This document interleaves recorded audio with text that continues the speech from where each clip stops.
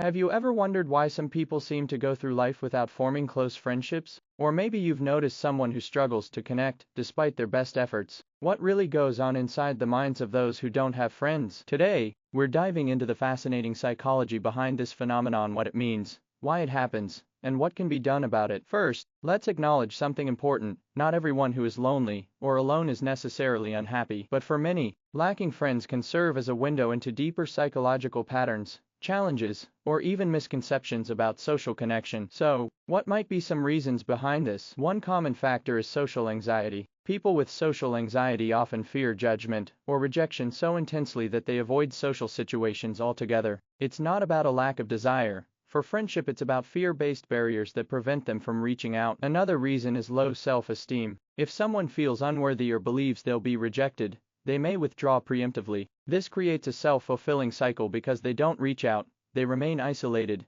reinforcing those negative beliefs. And then there are personality traits such as introversion or shyness that can lead someone to prefer solitude over social interactions. While some people genuinely enjoy being alone, for others it may be a coping mechanism or a result of difficulty forming connections. But it's also important to consider past experiences. Trauma, betrayal, or repeated rejection can make someone hesitant or afraid to trust others, leading them to withdraw and avoid vulnerability. Now, what are some common misconceptions? One is the idea that these individuals simply don't care about friendship. That's rarely true. Often, they crave connection but feel trapped by their own fears or limitations. Another myth is that they're inherently antisocial or unfriendly. In reality, many are warm, caring, and longing for companionship. They just don't know how to bridge the gap. So, what can be done? First, awareness is key. Understanding that their circumstances are influenced by complex psychological factors allows us to approach them with empathy rather than judgment. For those who want to build bridges,